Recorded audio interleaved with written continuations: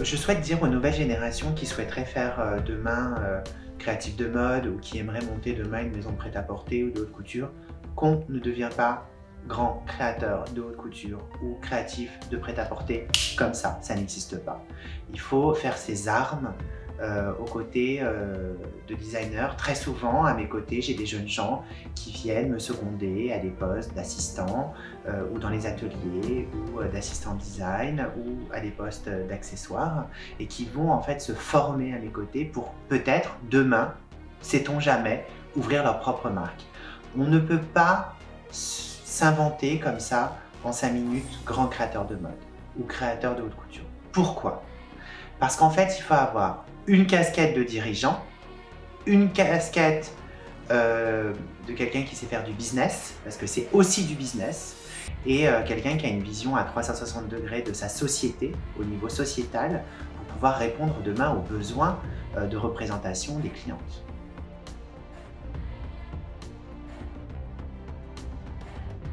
Alors en fait, je pense que pour se trouver soi-même à l'intérieur de son cœur, il faut du temps. On ne s'invente pas. C'est pas parce que tu as travaillé aux côtés des plus grands créateurs de haute couture que tu sais exactement ce que tu es quand tu montes ta maison de couture. Je pense qu'il faut du temps et il faut aussi se ramasser, il faut tomber et se relever. Et je pense que la plus belle chose dans notre société, c'est l'accidentalité. Tout le monde veut toujours des réussites fulgurantes en 30 secondes, c'est faux. Les maisons de haute couture, les histoires des grands couturiers, c'est fait de grandes réussites comme de grands ratages. On a vu Mademoiselle Chanel fermer plusieurs fois sa maison. On a vu des maisons comme Jean-Paul Gaultier aussi fermer au début. Et je pense qu'il faut du temps. Et bien c'est la même chose pour le style. Pour trouver son style, il faut définir une ligne. Vous avez été une des premières à suivre mon travail lors de ma première collection. On avait senti déjà une ligne très forte. Et après, tu testes, tu projettes. Et puis j'ai essayé d'être à la mode, et puis j'ai essayé de plaire. Et finalement, c'est pas ça l'intérêt. Ce qui compte, c'est l'histoire d'une vie. Et finalement, s'il y avait un mot pour définir le style Julien Fournier, c'est ultra élégance, dignité, des femmes de destin, colonne vertébrale, élongation des corps, petite carrure, taille étroite, se redresser, être fier de soi, regarder un peu les hommes de haut, émancipation et avant tout rêver. Ouais, c'est du rêve.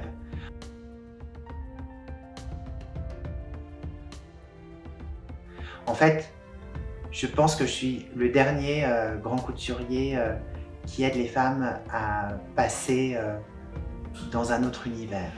Quelque chose de magique, quelque chose qui est que pour elles, quelque chose qui va être fait que pour leur petit être à elles, leur petit cœur à elles, pour quelque chose qui va leur correspondre.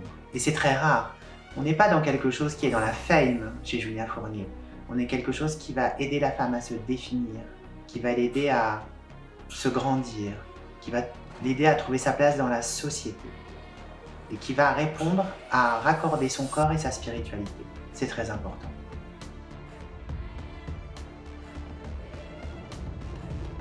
Un des premiers à avoir fait ça. Sans doute parce que j'ai fait des études scientifiques et des études médicales. Et donc j'ai toujours été tourné vers les nouvelles technologies. Et je suis né il y a bien longtemps avec l'Amstrad CPC 6128 d'Atari. Mais maintenant, il y a les nouvelles tablettes incroyables. Je pense à l'iPad Pro et à l'Apple Pencil d'Apple. Il faut savoir que Tim Cook m'a choisi comme représentant de l'iPad Pro pour la France et l'Europe.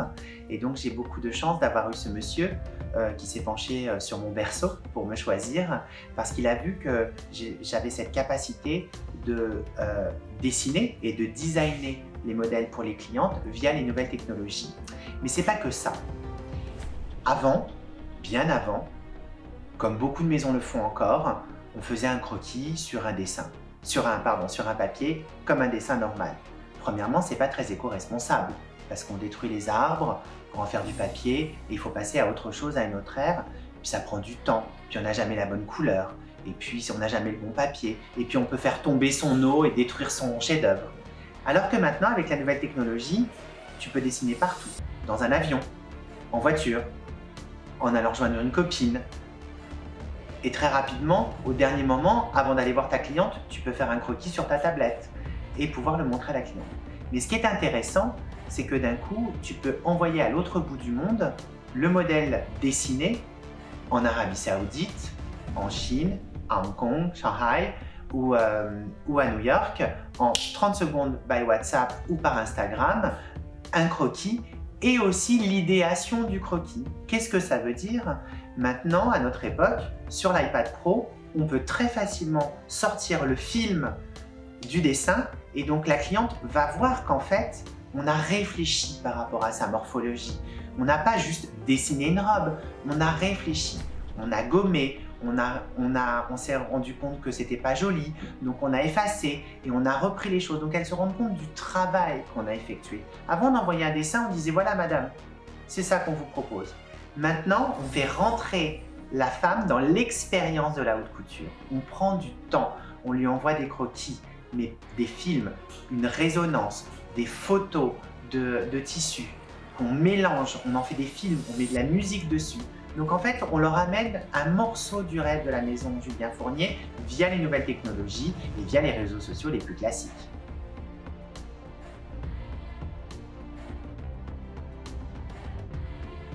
Il y a plusieurs types de clientes. Il y a celles qui vont choisir tout de suite une robe de défilé qui disent « je veux celle-ci ».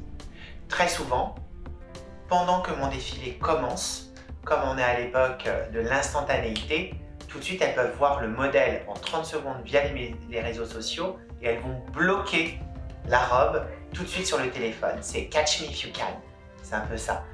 Dès qu'elles vont voir la robe, elles vont me la bloquer en disant « hop, c'est pour moi celle-ci ».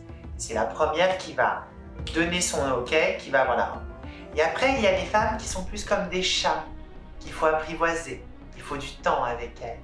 Elles vont aimer mon style, mais elles vont vouloir des choses bien particulières que pour elles. Et là, on est sur des commandes spéciales. Et là, du coup, il faut du temps. Il faut leur faire toucher des matières, il faut que je fasse différents croquis. Elles vont aimer peut-être un détail de la collection, mais elles vont me dire « ah, mais je veux moins de décolleté » ou « je veux une manche plus 3/4 ». Oh, puis finalement, faites-moi une proposition. Et puis, elles disparaissent pendant quelques semaines. Et après, elles reviennent. Et elles me disent « ah, mais j'aimais bien celle-ci, mais qu'est-ce que vous avez comme autre couleur ?» Il faut du temps. La haute couture, c'est pas une robe qu'on achète comme ça en 30 secondes. C'est des robes qui sont très coûteuses, tout le monde le sait, la haute couture c'est très cher. Mais c'est des robes qui sont exceptionnelles. D'ailleurs, nous avons un contrat. Les robes que nous fabriquons pour les clientes ne sont jamais refaites pour une autre. Jamais. Dans le monde entier. C'est comme si elles achetaient a piece of art. C'est comme si elles achetaient une œuvre d'art. On se fait fort dans la maison Julien Fournier de ne jamais refaire deux fois la même robe. C'est des robes uniques pour des femmes uniques au destin unique. Et c'est très important.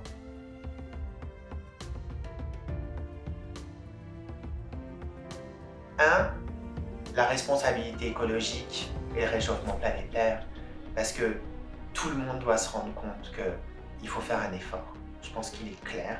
Et d'ailleurs, merci aussi aux pays asiatiques d'aller vers cette voie. Et ils nous l'ont démontré ces 10 dernières années. Et ils ont fait des efforts colossaux. Et je trouve ça formidable. Deuxièmement, arrêtez de consommer n'importe comment. On ne peut plus acheter comme ça sans réfléchir. Il vaut mieux acheter moins, mais mieux. Et des choses qui sont plus qualitatives, c'est-à-dire des choses qui vous correspondent. On n'achète plus sous l'impulsion d'achat. La mode, ça n'existe pas. Finalement, mesdames, venez vous définir.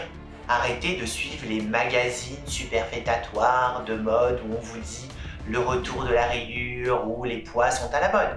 C'est vraiment prendre les femmes pour des idiotes. Je suis désolée, les journaux de mode féminins, c'est spécial chiant, franchement.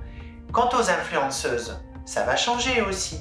On sait très bien que c'est fake news ou que c'est fake. C'est pas vrai. Ce ne sont pas des vraies consommatrices de luxe, ni des vraies consommatrices de mode. Ce n'est que de la communication avec des grosses machines de guerre derrière pour mettre en avant des produits. La vraie cliente de haute couture, elle se met pas sur Instagram. La vraie cliente de haute couture, elle vit sa vie réelle avec sa famille, ses enfants.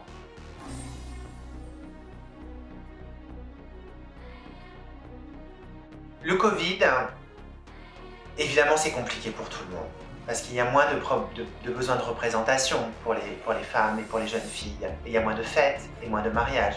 Mais j'espère que nous allons trouver un vaccin, j'espère qu'on va trouver des parades. Et en même temps, ça rappelle aux femmes de se regarder plus souvent chez elles, dans leurs habitudes quotidiennes.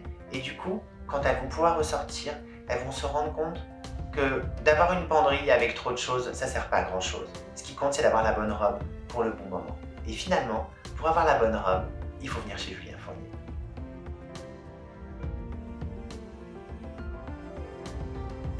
Je donnerai un seul conseil très important, et je le donne à tout le monde, et pas qu'aux créatifs. Soyez vous-même, et soyez dans la réalité. Je pense qu'il y a un moment, la réalité n'a pas de prix. Se dire la vérité.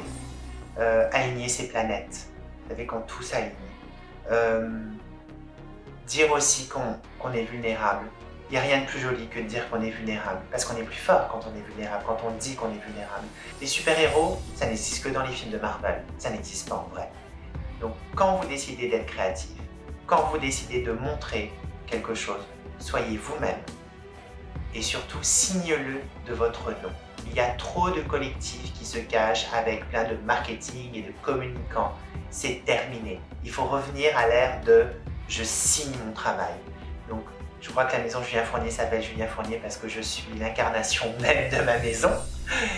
Et je pense que trop de maisons ont besoin de ça. Et il est temps que les jeunes femmes du futur se rendent compte que derrière une marque, il y a avant tout un humain.